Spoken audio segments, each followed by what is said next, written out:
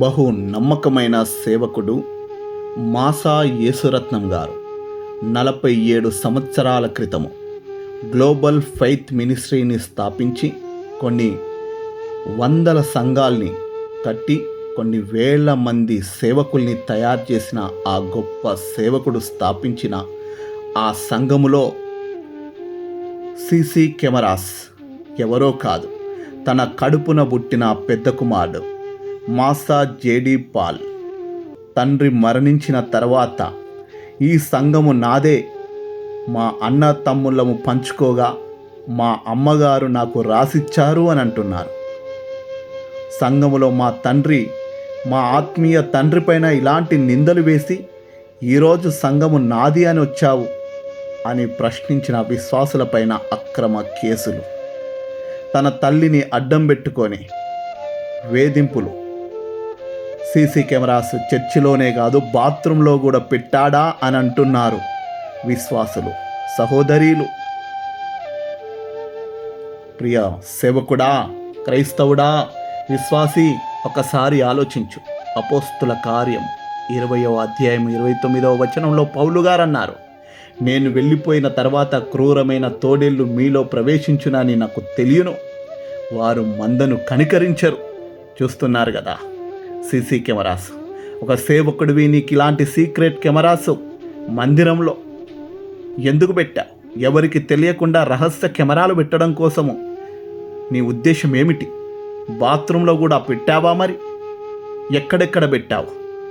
అను దినము ప్రార్థన లేకుండా ఈ విధంగా తను తిని తినక యేసురత్నం గారు సంఘాన్ని కడితే తన కుమారుడు ఈ రీతిగా ఏ రోజు కూడా సేవ జరగకుండా ఆడవాళ్ళ మీద దురుసుగా ప్రవర్తిస్తూ, సంఘ పెద్దల్ని కొడుతూ, వాళ్ళని బెదిరిస్తూ, నాదే ఈ ఆస్తి, ఇది చర్చి కాదు, ఇది నా ఇల్లు అంటూ తండ్రి బ్రతికున్నప్పుడు రాకుండా సంఘ పెద్దల్ని ఈ విధంగా కొడుతూ, ఉన్న సౌండ్ సిస్టమ్ని పడేస్తూ నానా హంగామా చేస్తూ ఉన్నాడు.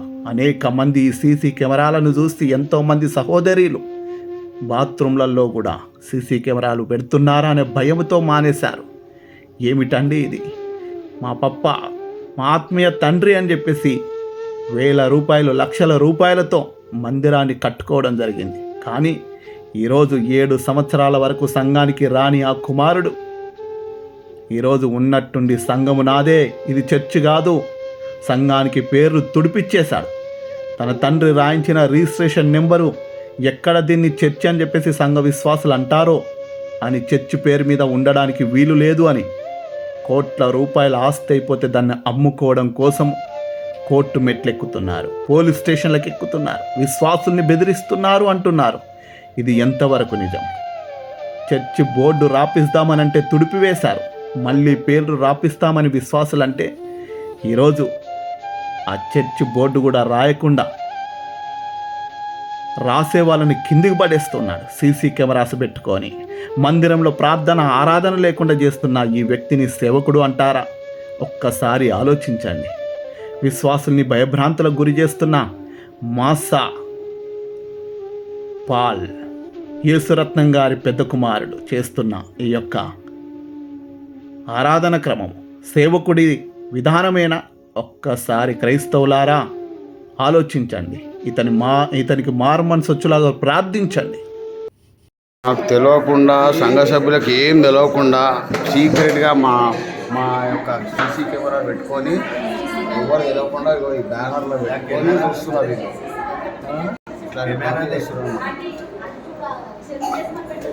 కెమెరానప్పా అన్న, ఇంత సీక్రెట్గా పెట్టుకోవాల్సిన అవసరం ఏముంది? యథార్థంగా పెట్టుకున్నారు కదా.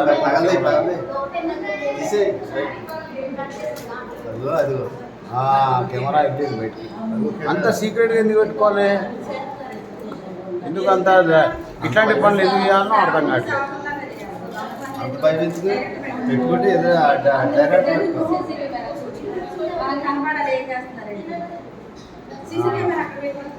ఇట్లాంటి పనులని చేస్తారు అనుకోండి. మళ్ళీ మమ్మల్ని నమ్మండి అంటారు. ఏం నమ్మకాలు రా బాబు?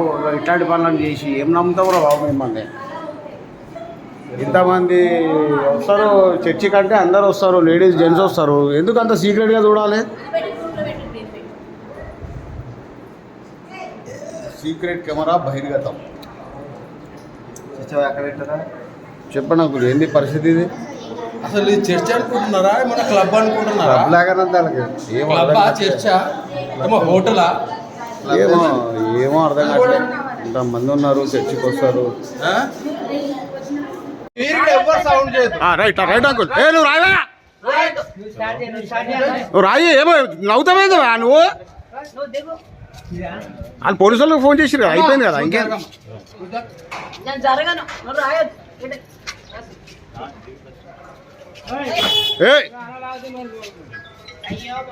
ఎక్కు మళ్ళెక్కు మళ్ళెక్కు.